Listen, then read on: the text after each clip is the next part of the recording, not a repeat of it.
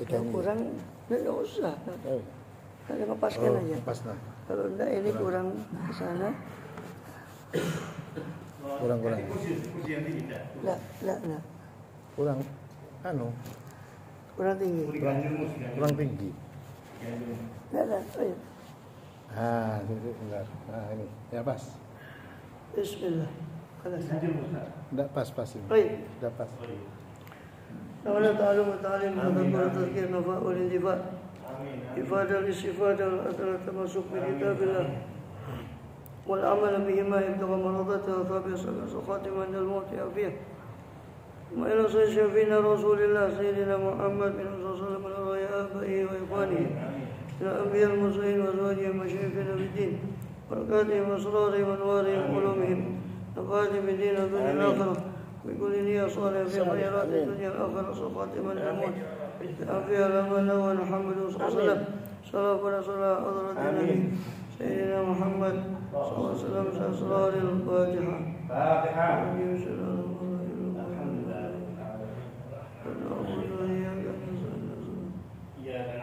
صراط الذين أنعمت عليهم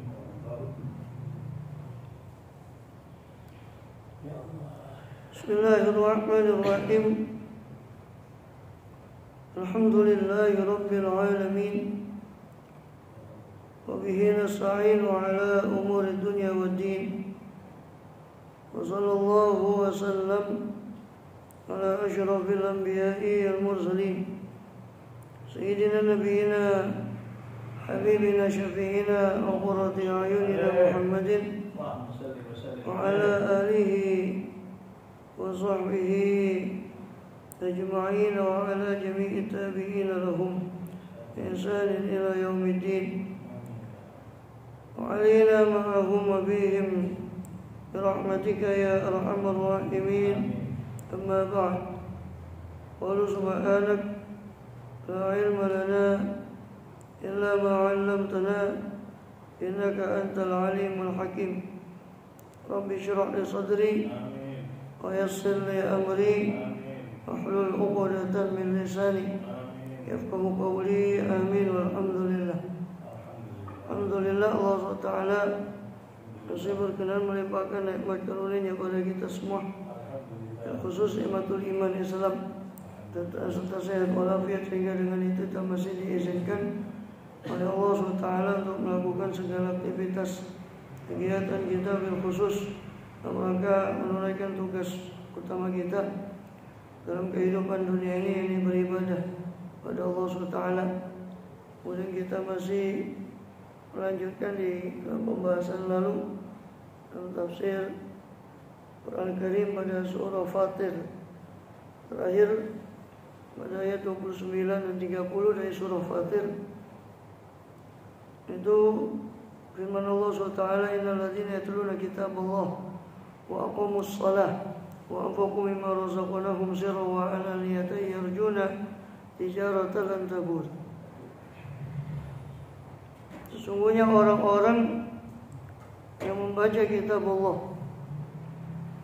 dan mereka mendirikan sholat dan menginfakkan sebagian apa yang kami rizkikan pada mereka sirran wa alaniyatan, baik rahasia sembunyi-sembunyi maupun terang-terangan, yarjuna tijaratan lan tabur, maka mereka adalah orang-orang yang mengharap perniagaan yang tidak akan musnah.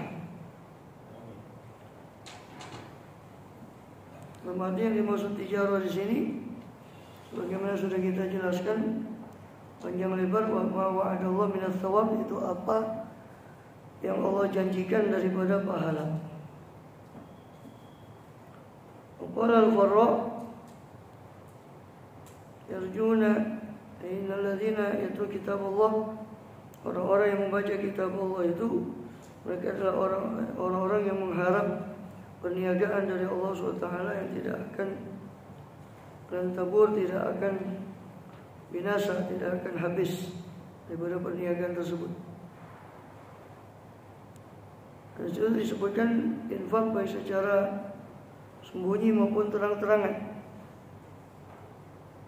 Dan terang-terangan pun di sini Artinya bukanlah suatu yang tercela, terutama zakat atau suatu yang wajib seperti zakat. Maka justru sebagian ulama menganjurkan dengan syarat tidak takutnya riya, tidak takut akan riya, maka dia terangkan daripada zakat tersebut atau dia tunaikan secara terang-terangan dengan tujuan mengingatkan orang yang belum berzakat atau lupa atau belum menunaikan zakat atau belum tergugah untuk berzakat. Berbeda dengan sodako sodako yang sunnah, maka itu terang-terang sembunyi-sembunyi itu lebih dekat kepada keikhlasan. Karena yang namanya ikhlas itu adalah perbuatan hati, bukan perbuatan tangan, bukan perbuatan anggota badan yang lain, tapi perbuatan hati. Sehingga kita tidak bisa menilai orang yang terang-terangan itu mesti riya atau yang sembunyi-sembunyi mesti ikhlas. Kalau dia sembunyi-sembunyi tapi kemudian dia ceritakan ya sama juga. Dia amal secara sembunyi-sembunyi, kemudian dia ceritakan pada orang lain. Ini ya sama dengan terang-terangan tadi. Juga bisa mengundang daripada sum'ah atau senang didengar, atau riya, suka dilihat daripada amal ibadahnya. Maka sirran wa alaniyatan di sini juga mengisyaratkan bahwa infak atau membelanjakan harta jalan Allah sebagian apa yang Allah rezekikan mimma razaqnahum itu boleh dilakukan secara sembunyi-sembunyi dan juga terang-terangan, sirran wa alaniyatan. Walaupun di dalam ayat yang lain Allah SWT dalam suratul Baqarah itu Allah jelaskan intu budus sadaqati fa ni'mahi wa in tukhfuha tu'al fuqara fa huwa khairul lakum. Apabila kalian tampakkan sedekah itu maka itu bagus. Kalau kalian tampakkan sedekah itu bagus. Bagus dari sisi merangsang orang lain untuk berbuat demikian pula. Tapi wa in tukhfuha tu'al fuqara, tapi kalau kalian sembunyikan dan kalian berikan pada orang fakir, ya, maka itu lebih bagus. Itu lebih bagus. Untuk al-fuqara wa khairul lakum. Yakfir ankum sayyi'atikum dan seterusnya. Allah mengkafarah kesalahan-kesalahan kalian. Artinya ya dikatakan sedekah sir itu lebih bagus karena dia lebih dekat kepada keikhlasan. Dikatakan lebih dekat, artinya bukan berarti menjamin bahwa itu ikhlas, tidak. Tapi itu lebih dekat pada keikhlasan, tidak menjamin bahwa yang sembunyi-sembunyi itu ikhlas. Tapi kita katakan lebih dekat pada keikhlasan karena tidak ada yang melihat kecuali dia. Dan dikatakan dari situ bahwa memutlakkan sedekah secara sembunyi-sembunyi bahwa itu mutlak lebih baik atau lebih bagus, atau memutlakkan sedekah terang-terangan lebih bagus, itu juga ya kurang tepat. Tapi dilihat seperti tadi sudah kita jelaskan, dilihat posisinya. Kalau dia sedekah wajib seperti zakat, maka lebih keutamaannya lebih kepada menampakkan supaya orang lain ingat akan zakat. Dengan sedekah sembunyi-sembunyi itu lebih dekatnya untuk disembunyikan. Sedekah sunnah, maka itu lebih dekat untuk disembunyikan. Gampangannya, gambaran yang lain yang mendekati itu seperti puasa sunnah dengan puasa wajib. Di situ ada anjuran dari hadis Rasulullah SAW bahwa orang yang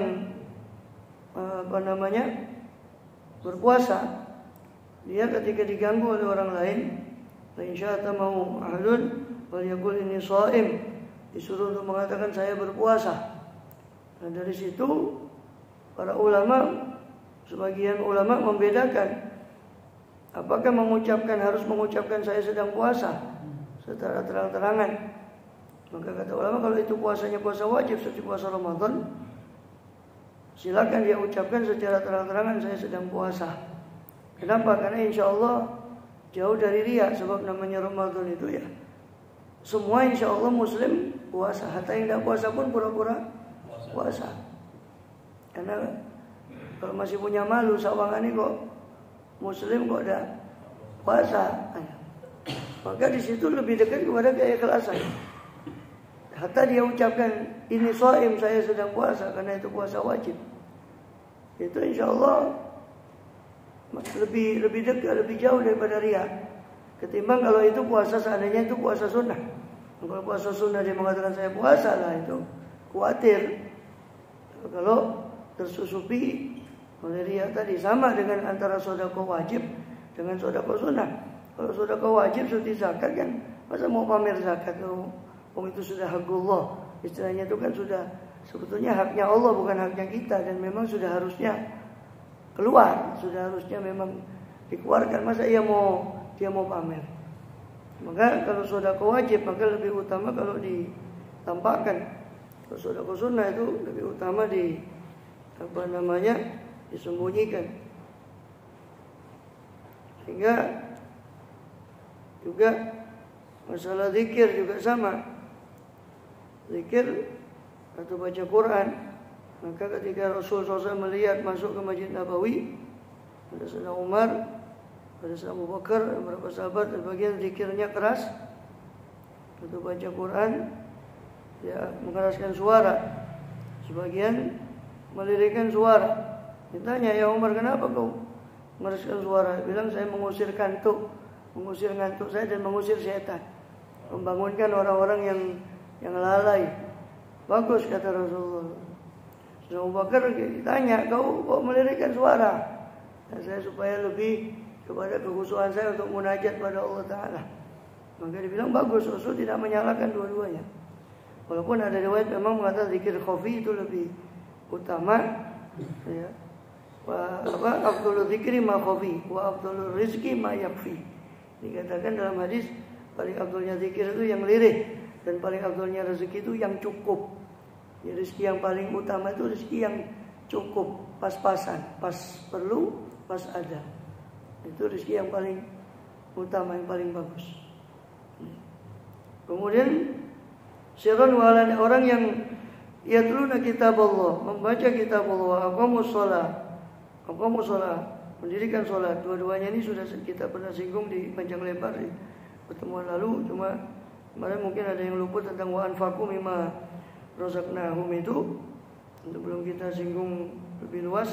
Sirran wa alaniyatan, orang-orang yang menginfakkan dan sebagian dari apa yang kami rezekikan pada mereka, baik dalam keadaan sembunyi maupun terang-terangan.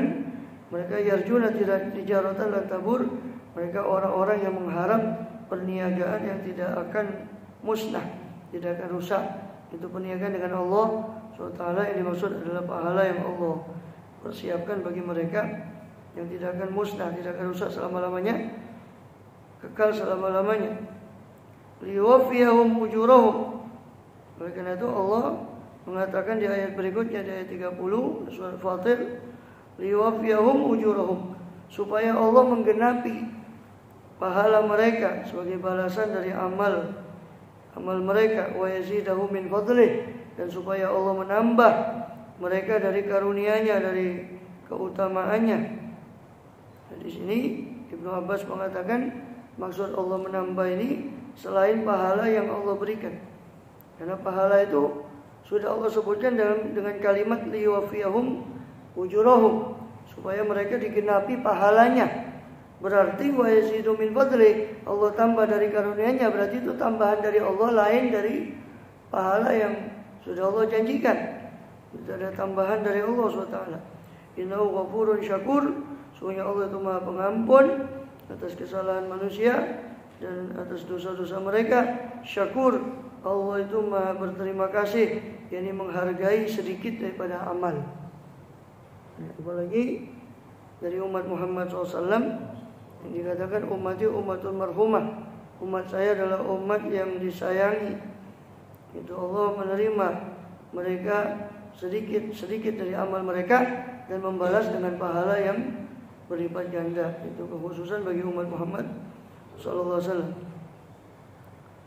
Mudah-mudahan kita termasuk daripada orang-orang yang tersebut tadi di ayat 29, yarjuna tijaratan lan tabur, itu orang-orang yang mengharap perniagaan yang tidak akan rusak, tidak akan musnah. Walladzi awhayna ilaika minal kitab huwal haqqu musaddiqan lima bayna yadayhi. Dan orang-orang dan alladzi, kitab yang kami wahyukan kepadamu, walladzi awhayna ilaika, dan apa-apa yang kami wahyukan kepada engkau ya Muhammad, minal kitab, daripada kitab, yaitu Quran, Al-Quran.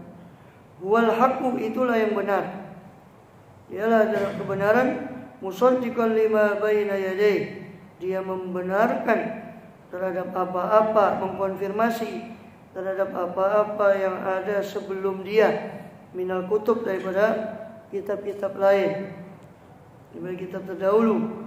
Innallaha bi'ibadihi la khabirum basir, sesungguhnya Allah itu terhadap para hambanya, Allah itu khabirun basir, maha khabir, maha teliti, lagi maha basir, maha melihat. Ya. Jadi Allah berfirman, walladzi awhayna ilaika, dan kitab yang kami, apa-apa yang kami wahyukan padamu ya Muhammad, minal kitab, berupa kitab, wal Qur'anul Karim, wal haqqu, itu adalah yang benar.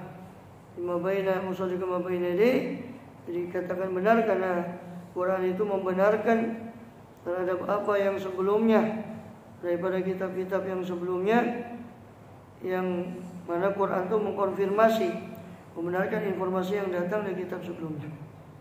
Sebagaimana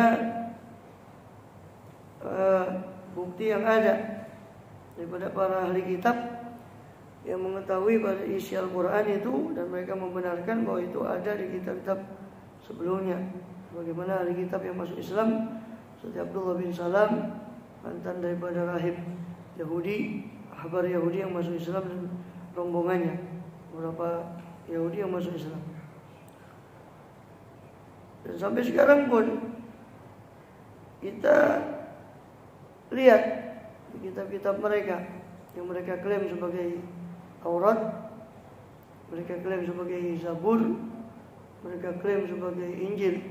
Kita katakan klaim, ya memang itu klaim mereka, yang mana sarjana-sarjana mereka saja tidak bisa membuktikan kebenaran nisbat hubungan kitab-kitab tersebut yang mereka klaim itu kepada penulisnya. Bahkan menentukan penulisnya saja mereka juga kesulitan, atau bahkan naskah yang terakhir ditulis karena panjang cerita naskah daripada Bible atau kitab suci mereka itu. Ya. Bahkan dari yang mengatakan begini bukan kita, bukan ilmuwan Islam, tidak, ilmuwan mereka sendiri yang mengatakan.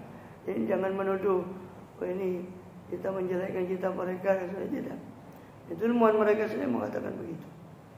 Terlepas dari validitas kitab-kitab tersebut, terlepas dari validitas atau keautentikan kitab-kitab tersebut, yang mereka juga sampai sekarang mengklaim itu all in one, ada semua di The Bible itu, baik perjanjian lama maupun perjanjian baru, yang isinya di antara perjanjian lama itu adalah 5 kitab awal. Yang pertama yang mereka klaim sebagai Taurat, yaitu Kejadian, Keluaran, Imamat, Bilangan, Ulangan. Belum lagi kitab-kitab nabi-nabi yang lain yang mereka klaim kitab nabi terdahulu, juga kitab perjanjian baru, di antaranya 4 Injil kanonik, Matius, Markus, Lukas, Yohanes. Belum lagi kitab-kitab yang lain. Terlepas dari keautentikan kitab itu, silakan cari ayatnya di kitab itu. Ada bahwa ayat yang seperti ada di Quran. Quran ini bukan main, dalam arti apa? Quran itu menantang. Quran mengatakan alladzi auhayna ilaika huwal haqqu. Quran inilah yang benar. Di ayat yang lain Quran menantang. Kalau memang kamu mengatakan Quran ini bukan dari Allah, silakan kamu buat.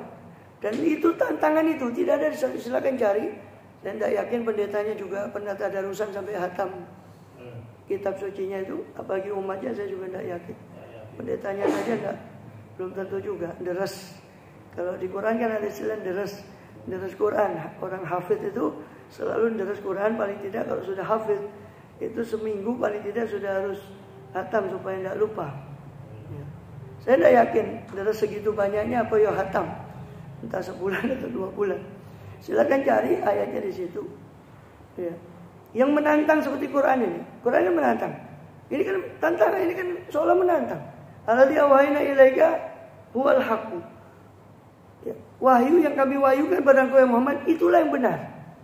Ini kan suatu kalimat pernyataan yang menantang, proklamasi, pengumuman. Inilah benar. Ini yang benar. Katakan itu dibuktikan, silakan ya. Seolah-olah dia mengatakan buktikan. Kalau kamu ragu kebenaran Quran ini, buktikan. Ya. Maka begitu juga. Maka kita dapati di kitab-kitab lain itu insya Allah tidak ada. Dan kita sudah baca, bukan kita tidak baca the Bible itu, ya, tidak ada.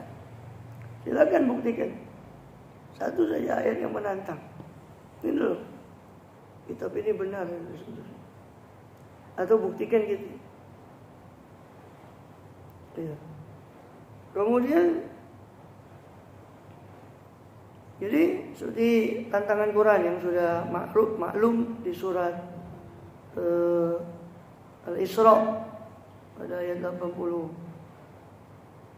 Ya, dikatakan di surat Al-Isra itu bahwa Qul ini ijtama'atil insu wal jinnu ala ayati mithli hadzal Qur'an la ya'tuna mithlihi walau kana ba'dhuhum dhahir. Katakanlah Muhammad, seandainya berkumpul manusia dan jin, seandainya saja berkumpul manusia dan jin, ijtama'atil insu wal jinnu ala ayati mithli hadzal Qur'an, untuk mendatangkan yang seperti Quran ini. La ya'tuna bimithlihi, mereka tidak akan mampu untuk mendatangkannya, meskipun sebagian mereka membantu sebagian yang lain. Itu kan tantangan. Coba kalau kamu bisa, kamu buat semacam Quran. Kalau kamu mengatakan Quran ini buatan Muhammad atau bohong atau, bahkan kristolog yang ulung ya, kristolog yang ulung, Syekh Ahmad Didat Allah yarhamu itu pernah mengatakan begini. Seandainya Quran yang segitu, ya 30 juz 114 surat gitu, itu dibuat, seandainya ini buatan Muhammad seorang, seandainya buatan beliau satu, itu cuma satu orang kan, buat segitu banyak. Dan Bible itu dengan sekian surat itu konon katanya, saya lupa persisnya, buatan lebih puluhan orang, 60 atau berapa penulis, 60-an penulis, di atas 50 penulis yang buat itu.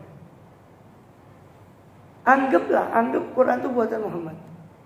Anggap Quran itu buatan Muhammad. Ya, kita tidak meyakini begitu tentunya, tapi ini suatu anggapan saja. Ya, kita analogi perbandingan. Yang segitu, ya walaupun mungkin tidak setebal Bible, karena Bible dicetak dengan biasanya lebih tulisan lebih kecil, kertasnya juga nampak tidak tertebal. Kalau dia cetak dengan kertas mungkin bisa jadi lebih tebal dari Quran. Dan Quran setebal begitu, kalau kita katakan tebalnya Quran terjemah, itu kan dengan terjemahnya. Ya. Anggaplah walaupun tidak setebal Bible semua, itu kan buatan Muhammad seorang. Seandainya itu dikatakan buatan Muhammad SAW, buatan sendirian beliau membuat. Lah itu setebal itu lebih dari 50 orang, puluhan orang. Nah, terus mana lebih hebat buatan? Dan ini sudah teruji baik sastranya, baik isinya. Seandainya itu buatan Muhammad. Dan itu kita yakin bukan dari beliau, soal beliau in huwa illa wahyu yuha. Beliau hanya mengatakan apa yang dikatakan oleh Allah SWT. Ya. Dan di dalam kitab suci mereka sendiri di Ulangan pasal 18 dia mengatakan Nabi yang akhir zaman itu cirinya adalah dia hanya mengatakan apa yang dari saya, kata Allah. Di firman Allah pada Nabi Musa ketika itu, saya akan bangkitkan ya, seorang nabi di antara saudara kalian, saudara Bani Israel, itu Bani Ismail. Yang di antara sifat ciri-ciri nabi itu, dia hanya mengatakan apa yang dari saya. Seandainya ada seorang nabi palsu berani mengatakan sesuatu dari saya padahal bukan dari saya akan bunuh atau akan terbunuh dia akan mati terbunuh Nabi itu tadi karena ucapannya yang terlalu berani mengatakan atas nama saya. Itu yang kurang lebih begitu yang tersebut di pasal 18 Ulangan. Ulangan itu salah satu kitab yang mereka anggap sebagai 5 kitab yang mereka anggap sebagai Taurat. Di pasal 18 di Ulangan. Nabi Musa menyebutkan firman-Nya dari Allah, menyebutkan sifat Nabi yang mereka klaim itu Yesus atau siapa yang lain, Allah mereka klaim begitu. Tapi sifat-sifat itu hanya cocok kepada Rasul SAW. Kemudian dan itu selaras, paralel dengan firman Allah SWT dalam surat Nun, surat Al-Qalam. Allah mengatakan apa dalam surat Al-Qalam? Walau taqawwala alaina ba'dul aqawil. Seandainya Muhammad itu berani membuat-buat ucapan atas nama kami, walaupun sebagian ucapan, la akhadna minhu bil yamin, kami akan tarik tangan kanannya, kami akan tarik dia bil yamin dengan tangan kanan. La akhadna min tsumma laqata'na minhul watin, kemudian kami akan putuskan tali jantungnya. Kemudian kami akan putuskan tali jantung. Tsumma laqata'na minhul watin. Mirip dengan yang ini. Kan di sini katakan, siapa jika ada nabi palsu yang kemudian dia muncul, dia berani mengatakan atas nama kami apa yang kami katakan, nabi itu akan mati terbunuh. Karena terlalu berani dia mengatakan apa ini. Itu di Ulangan pasal 18. Dan Allah sudah seolah-olah ya saking maksudnya untuk meyakinkan orang yang tidak percaya sama kalau Muhammad itu berani membuat-buat. Seandainya beliau berani membuat-buat lau taqawwala alaina ba'dal aqawil la akhadna minhu bil yamin tsumma laqata'na minhu watin. Maka jadi kembali ke bahwa Quran itu menantang. Seandainya mereka berkumpul manusia dan jin membuat seperti Quran, layatu nabi betul, mereka tidak akan bisa membuatnya. Itu kan soal tantangan. Apa iya kan gitu. Mereka kan pasti kalau ingin merasa terusik, mereka akan mencoba seolah-olah memenuhi tantangan itu. Tapi tantangan itu sudah diturunkan di dalam surat Hud, ya, pada juz 12 di ayat 13. Di surat Hud itu Allah mengatakan, am yaquluna naftarah, ataukah mereka mengatakan Muhammad itu membuat-buat Al-Quran. Qul, katalah Muhammad, ada orang yang mengatakan bahwa kau membuat-buat Quran itu, qul fa'tu bi asyri suwarin muftarayat, datangkanlah 10 surat. Datangkanlah oleh kalian 10 surat semacam itu. Syaratnya muftarayat, yakni dengan sesuatu yang baru. 10 surat dengan gaya bahasa yang baru, jangan menjiplak Quran. Muftarayat. Ya. Dikatakan Fa'tu bi suwarin muftarayat. In kuntum shadiqin. Fa'tu man istatu min dunillahi in kuntum shadiqin. Silakan kalian panggil selain Allah kalau memang kalian benar. Fa ilam taf'alu fa'lamu annahu min unzila min indillah. Seandainya kalian tidak bisa melakukan itu, maka ketahuilah bahwasanya dia Quran itu turun dari sisi Allah. Karena kemungkinannya kan itu.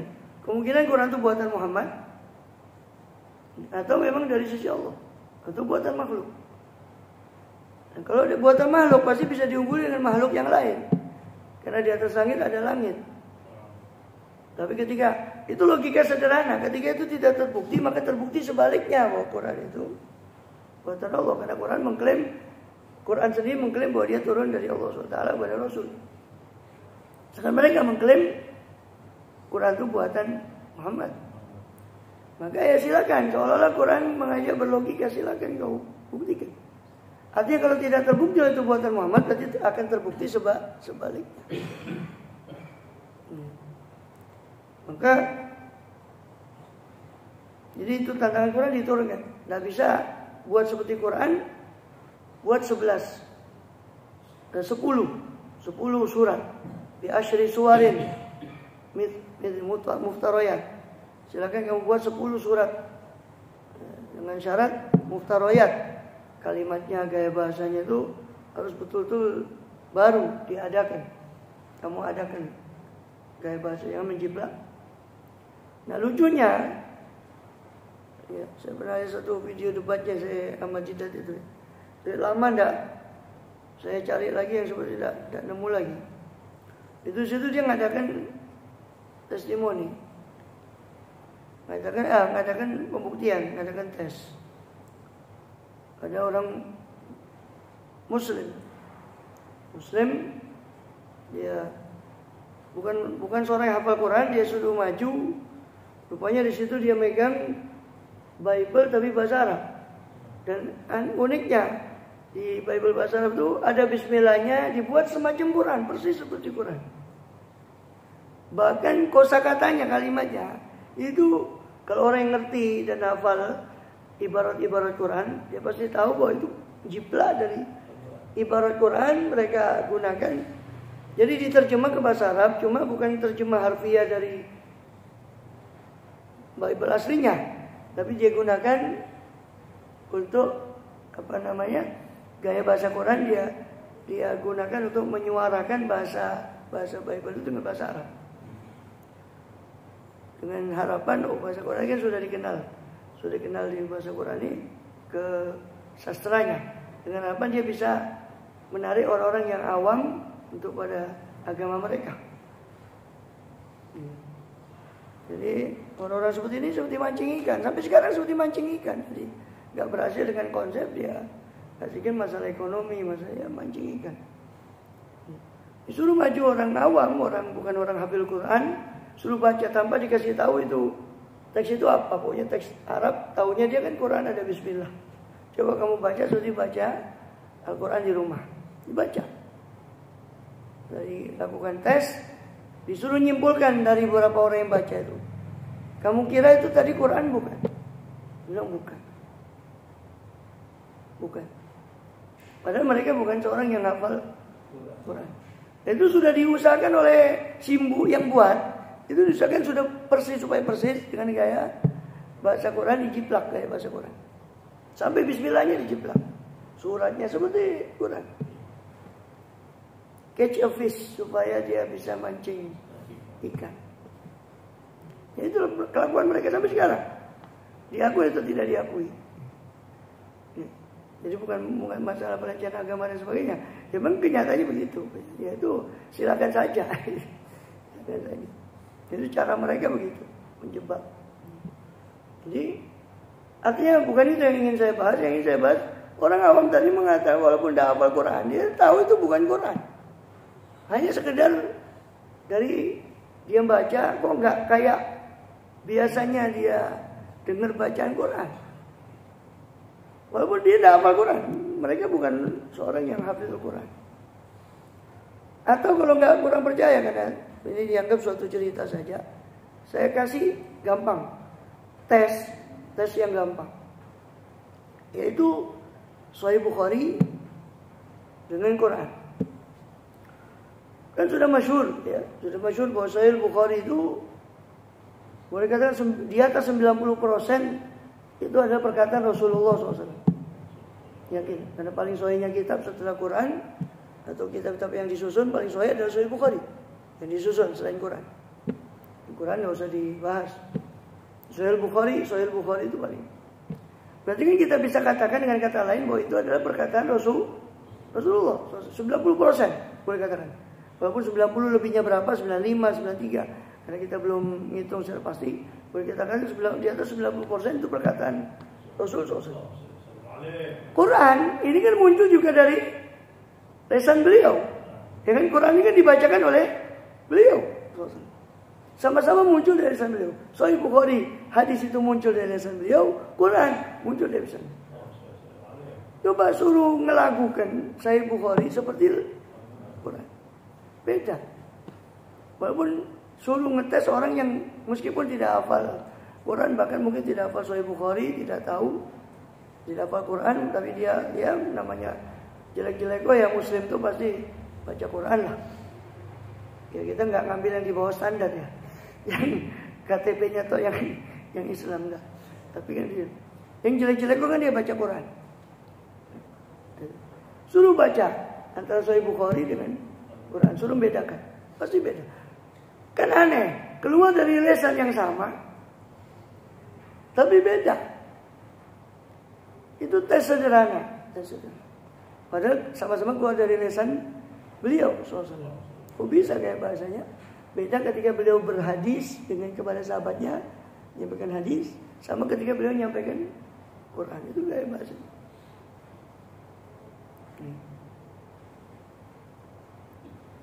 Kemudian sampai kalimat kulnya itu kan masuk. Kul a'udzu birabbil falaq. Itu kan dari Allah. Kul a'udzu birabbil falaq. Dia beliau mengucapkannya kul a'udzu.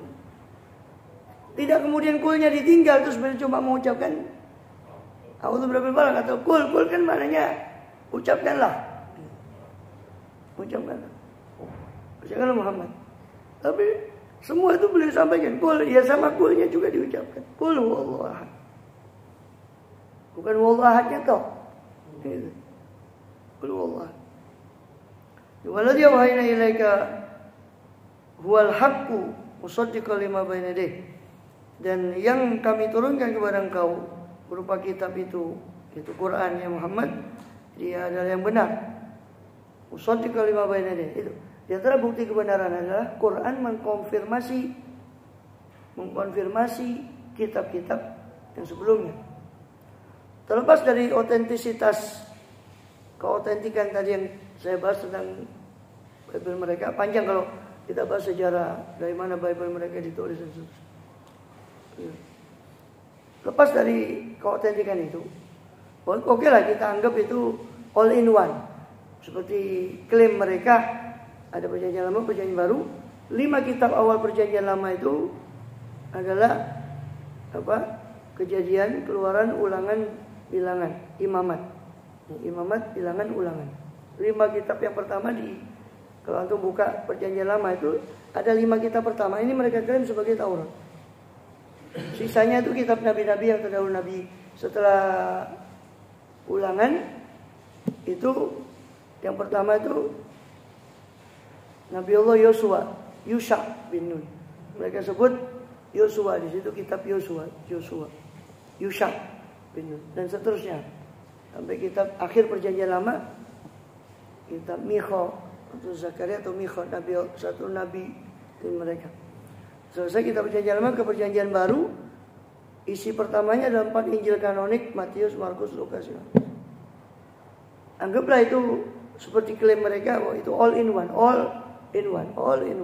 Semua ada di situ. Bahkan mereka klaim Mazmur itu sebagai Zabur Daud. Mazmur. Ya sudah. Jadi all in one, sudah semua ada di situ. Mazmur termasuk ada di perjanjian lama. Mazmur. Anggaplah itu seperti klaim yang diklaim. Terlepas dari validitas, keautentikan isi asal usul kitab itu.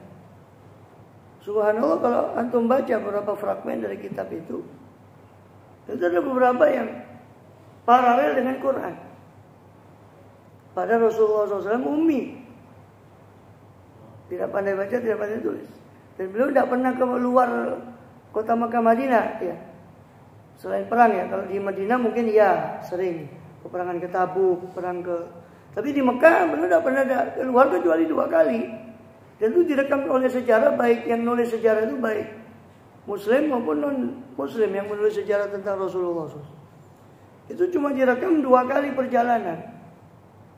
Yaitu umur 9, riwayat yang lain 12 tahun, ikut sama pamannya ke Syam untuk berdagang. Yang kedua, sendiri dengan Maisarah membawa perdagangannya Khadijah radhiyallahu anha 25 tahun. Cuma 2 itu. Lain itu beliau hampir tidak pernah keluar. Dalam sejarah silakan baca, tidak pernah keluar dari Mekah. Nah, kemudian bagaimana dia bisa dituduh belajar? Beliau hidup dan orang Mekah itu sudah pada tahu beliau hidup di situ. Ya, maka tiba-tiba beliau mengeluarkan kata-kata yang padahal kan logikanya kalau begitu itu ucapan beliau, Quran itu umpama atau buatan beliau. Orang yang sekampung dengan beliau sama-sama Quraisy harusnya bisa buat seperti itu, karena itu juga bahasa mereka.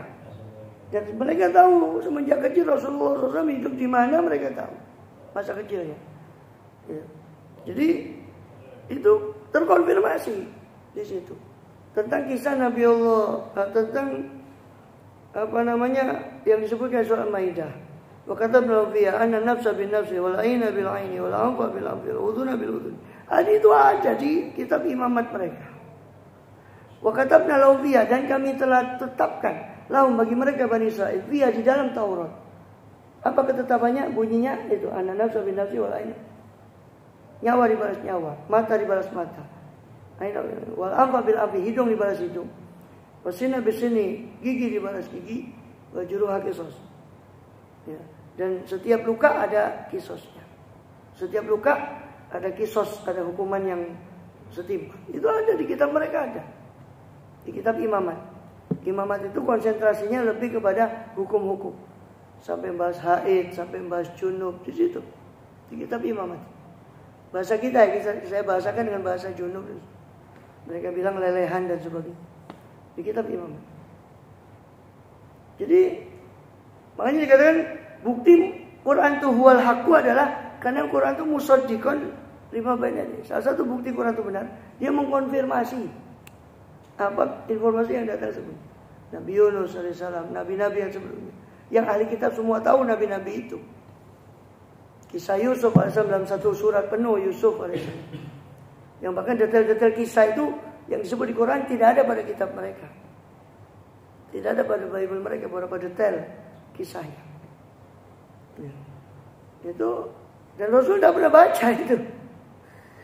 Ya, harusnya kan mereka. Inna Allah bi'ibadakum basir. Sungguh Allah itu terhadap hambanya itu maha teliti, lagi maha melihat. Ya.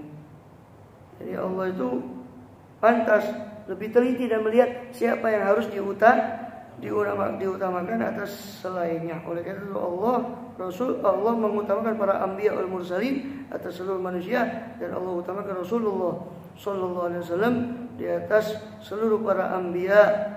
Shalawatullah wassalamu alaihim ajmain. Allahu a'lam bishawab. Ini sampai ke janda fikihnya ini Allah. Syukurlah. Syukur Fatihah.